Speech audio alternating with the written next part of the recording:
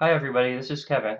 I'm back with another Throwback Thursday video, and I'm here today to talk about Benjamin Tappan Jr., the founder of Ravenna. And I'm just going to go with a short overview of Benjamin Tappan. I'm not an expert on him, but I just want to give you an idea of why he's important to Ravenna in particular. There's a lot of other good sources if you want to learn more about Tappan. This is a great book. It's Ravenna, a Bicentennial album of 19th century photographs.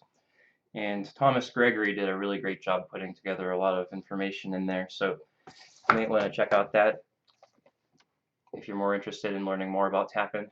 And it's available at Reed Memorial Library, and also the Portage County Historical Society has copies for sale.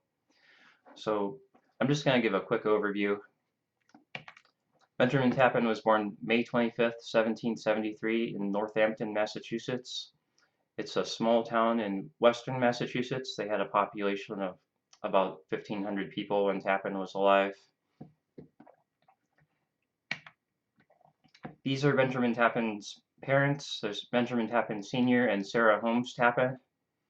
They had a large family. They had 11 children, 4 daughters and 7 sons. And Benjamin Tappan had a really good education. His father was a goldsmith, so they had plenty of money for it. And he went to the West Indies and traveled and learned. He was an experienced painter.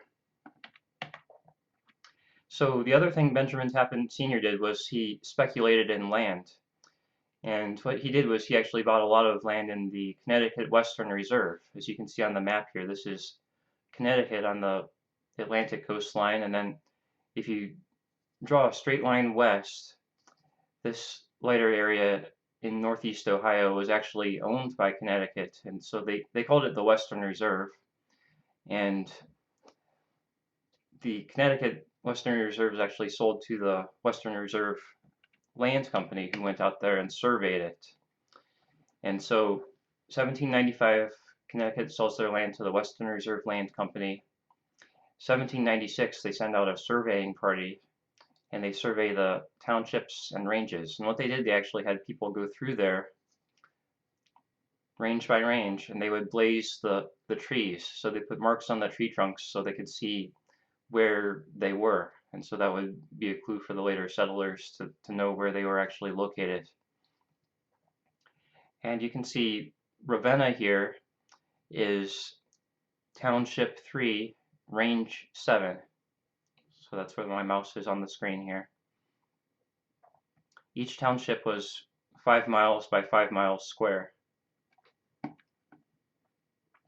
And in 1798, Benjamin Tappan Sr. purchases 10,596 acres in the southern 2/3 of Ravenna Township. So Benjamin Tappan Sr.'s kind of old, and he doesn't want to really travel out there into the wilderness. So he enlists his son, Benjamin Tappan Jr.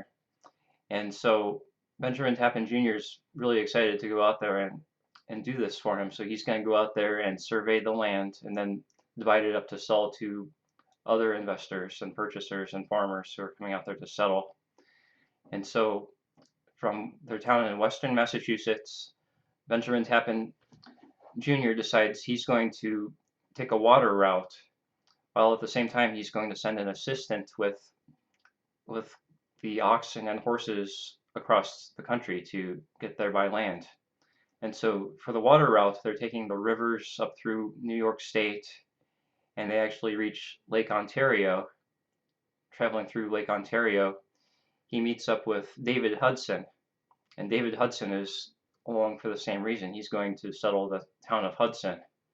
And so they travel together. They go around Niagara Falls and into Lake Erie, and they eventually reach the mouth of the Cuyahoga River. And they take their boats and they travel upstream up to Boston Township, and that's where they part ways. At that point, Benjamin Tappan continues to Ravenna, and David Hudson goes to Hudson. One of the remarkable things about the journey was not only the length of time it took. It was 54 days. They went from April 19th through early June, but also that Tappan reported ice on Lake Erie on his birthday, which was May 25th. And doing some research, I found out that that was actually called the long winter of 1897-1898. So it was a very long, very cold winter, and there was still ice on Lake Erie on May 25th of 1799. So once David Hudson and Benjamin Tappan part ways, Benjamin Tappan travels until he gets to Franklin Township, and he gets to Standing Rock, and that's where he picks up the old Mahoning Trail. You can see that on this map here. This is the red line. So it comes down from where Kent is and travels across Portage County, and that's where he gets to Ravenna.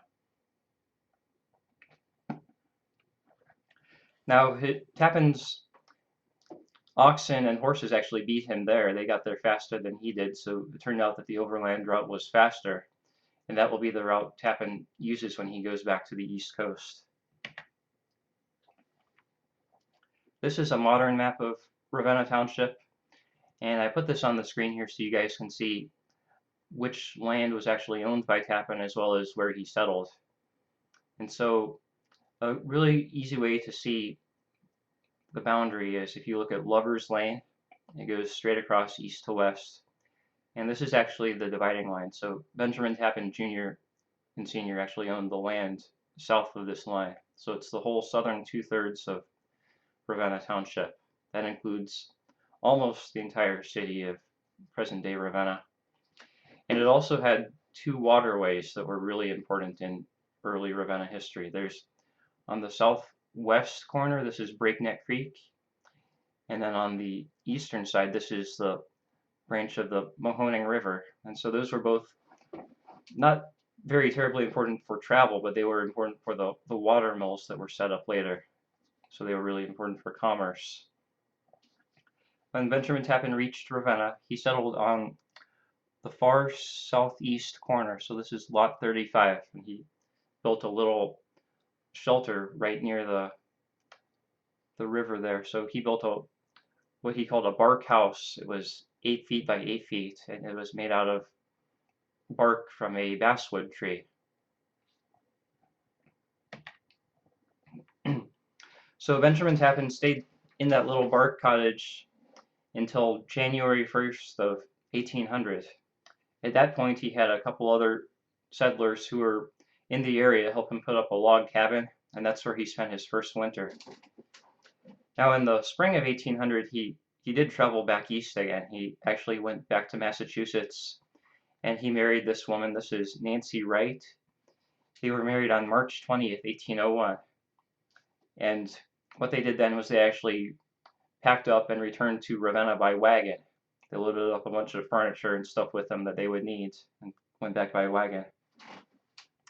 And that journey was actually quicker again. It only took 45 days.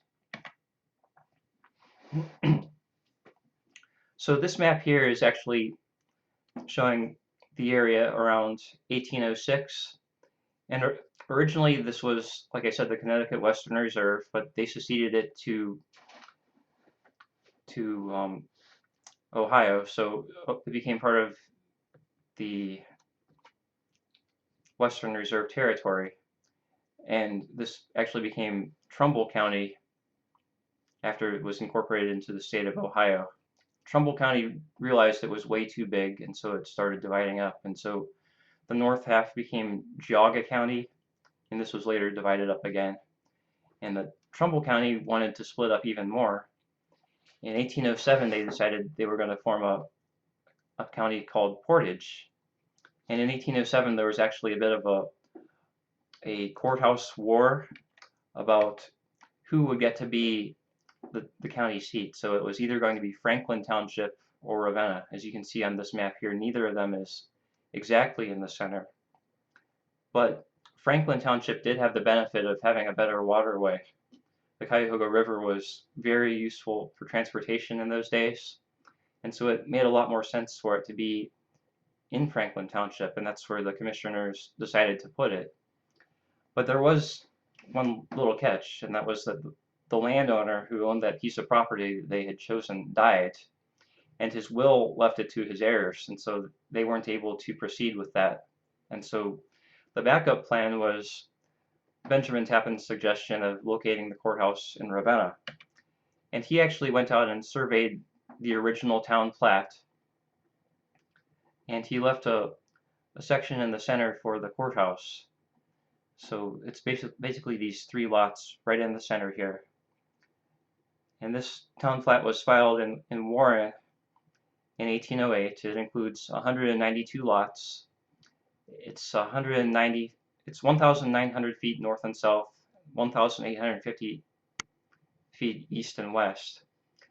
And I've heard it read that Tappan donated these plots to be the center of the county for the township, but actually he sold them for $300. He wasn't really out there to be a philanthropist. He was out there to make money. So Tappan sold these properties after they were surveyed, and that's where the courthouse was built. And it was actually his brother William Tappan who helped build the first courthouse in 1810. So this last slide I have for you guys, this is actually one of those pieces of furniture that Benjamin Tappan brought back from the East Coast. This is a wooden bench, and it's actually displayed right now at the Portage County Historical Society. So when they open back up, you guys can go there and check it out.